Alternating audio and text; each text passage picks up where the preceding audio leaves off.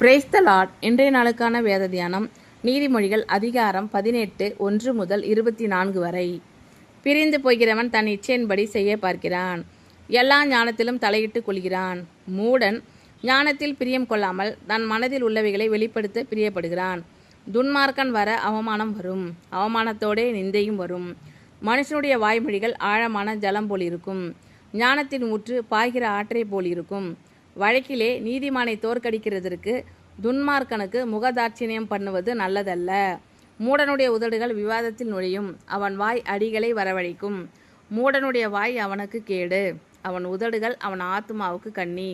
கோள்காரனுடைய வார்த்தைகள் விளையாட்டு போல் இருக்கும், ஆனாலும் அவைகள் உள்ளத்திற்குள் தைக்கும். தன் வேலையில் அசதியாய் இருப்பவன் அழிம்பனுக்கு சகோதரன். கர்த்தரின் நாமம் பலத்த துருகம், நீதிமான் அதற்குள் ஓடி சுகமாயிருப்பான். ஐசுவரியவானுடைய பொருள் அவனுக்கு அரணான பட்டணம், அது அவன் எண்ணத்தில் உயர்ந்த மதில் போல் இருக்கும். அழிவு வருமுன் மனுஷனுடைய இருதயம் இருமாப்பாய் இருக்கும். மேன்மைக்கு முன்னானது தாழ்மை, காரியத்தை கேட்கும் முன் உத்தரம் சொல்லுகிறவனுக்கு அது புத்தியினமும் வெட்கமுமாய் இருக்கும். மனுஷனுடைய ஆவி அவன் பலவீனத்தை தாங்கும், முறிந்த ஆவி யாரால் தாங்கக்கூடும்? புத்திமானுடைய மனம் அறிவை சம்பாதிக்கும், ஞானியின் செவி அறிவை நாடும். ஒருவன் கொடுக்கும் வெகுமதி அவனுக்கு வழி உண்டாக்கி பெரியோர்களுக்கு முன்பாக அவனை கொண்டு போய்விடும்.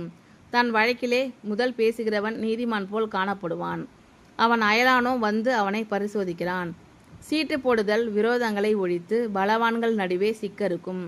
அரணான பட்டணத்தை வசப்படுத்துவதை பார்க்கிலும் கோபம் கொண்ட சகோதரனை வசப்படுத்துவது அரிது. அவர்களுடைய விரோதங்கள் கோட்டை தாழ்பால்கள் போலிருக்கும். அவனவன் வாயின் பலனால் அவனவன் வயிறு நிரம்பும், அவனவன் உதடுகளின் விளைவினால் அவனவன் திருப்தி ஆவான். மரணமும் ஜீவனும் நாவின் அதிகாரத்தில் இருக்கும், அதில் பிரியப்படுகிறவர்கள் அதன் கனியை புசிப்பார்கள். மனைவியை கண்டடைகிறவன் நன்மையானதை கண்டடைகிறான், கர்த்தரால் தயையும் பெற்றுக்கொள்கிறான். தரித்திரன் கெஞ்சி கேட்கிறான், ஐஸ்வர்யவான் கடினமாய் உத்தரவு கொடுக்கிறான். சிநேகிதர் உள்ளவன் சிநேகம் பாராட்ட வேண்டும், சகோதரனிலும் அதிக சொந்தமாய் சிநேகிப்பவனும் உண்டு. பிரிந்து போகிறவன் தன் இச்சையின்படி செய்ய பார்க்கிறான், எல்லா ஞானத்திலும் தலையிட்டு கொள்கிறான். மூடன் ஞானத்தில் பிரியம் கொள்ளாமல் தன் மனதில் உள்ளவைகளை வெளிப்படுத்த பிரியப்படுகிறான். துன்மார்க்கன் வர அவமானம் வரும், அவமானத்தோடே நிந்தையும் வரும். மனுஷனுடைய வாய்மொழிகள் ஆழமான ஜலம் போலிருக்கும், ஞானத்தின் ஊற்று பாய்கிற ஆற்றை போலிருக்கும். வழக்கிலே நீதிமானை தோற்கடிக்கிறதற்கு துன்மார்க்கனுக்கு முகதாட்சிணியம் பண்ணுவது நல்லதல்ல. மூடனுடைய உதடுகள் விவாதத்தில் நுழையும், அவன் வாய் அடிகளை வரவழைக்கும். மூடனுடைய வாய் அவனுக்கு கேடு, அவன் உதடுகள் அவன் ஆத்துமாவுக்கு கண்ணி. கோள்காரனுடைய வார்த்தைகள் விளையாட்டு போல் இருக்கும், ஆனாலும் அவைகள் உள்ளத்திற்குள் தைக்கும். தன் வேலையில் அசதியாயிருப்பவன் அழிம்பனுக்கு சகோதரன். கர்த்தரின் நாமம் பலத்த துருகம், நீதிமான் அதற்குள் ஓடி சுகமாயிருப்பான்.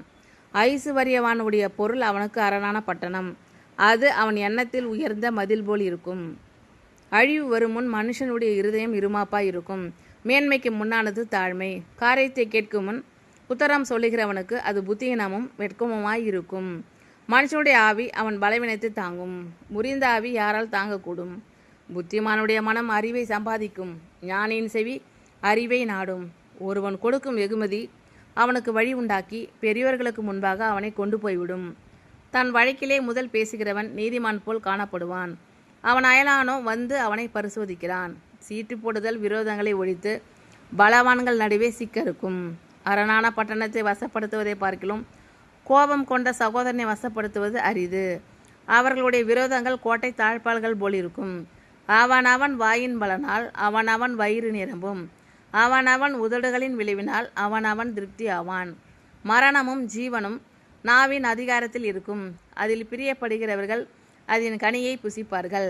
மனைவியை கண்டடைகிறவன் நன்மையானதை கண்டடைகிறான், கர்த்தரால் தயையும் பெற்றுக்கொள்கிறான். தரித்திரன் கெஞ்சி கேட்கிறான், ஐஸ்வர்யவான் கடினமாய் உத்தரவு கொடுக்கிறான்.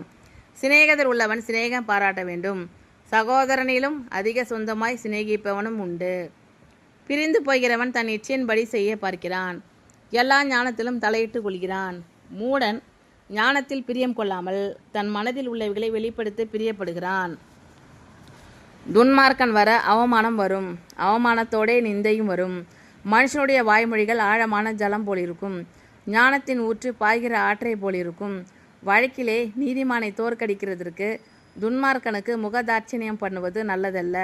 மூடனுடைய உதடுகள் விவாதத்தில் நுழையும், அவன் வாய் அடிகளை வரவழைக்கும். மூடனுடைய வாய் அவனுக்கு கேடு, அவன் உதடுகள் அவன் ஆத்துமாவுக்கு கண்ணி. கோள்காரனுடைய வார்த்தைகள் விளையாட்டு போலிருக்கும், ஆனாலும் அவைகள் உள்ளத்திற்குள் தைக்கும். தன் வேலையில் அசதியாயிருப்பவன் அழிம்பனுக்கு சகோதரன். கர்த்தரின் நாமம் பலத்த துருகம், நீதிமான் அதற்குள் ஓடி சுகமாயிருப்பான். ஐசுவரியவானுடைய பொருள் அவனுக்கு அரணான பட்டணம், அது அவன் எண்ணத்தில் உயர்ந்த மதில் போல் இருக்கும்.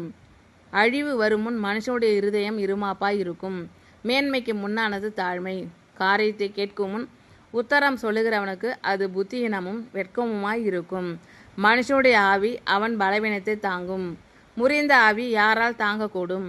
புத்திமானுடைய மனம் அறிவை சம்பாதிக்கும், ஞானியின் செவி அறிவை நாடும். ஒருவன் கொடுக்கும் வெகுமதி அவனுக்கு வழி உண்டாக்கி பெரியவர்களுக்கு முன்பாக அவனை கொண்டு போய்விடும். தன் வழக்கிலே முதல் பேசுகிறவன் நீதிமான் போல் காணப்படுவான், அவன் அயலானோ வந்து அவனை பரிசோதிக்கிறான்.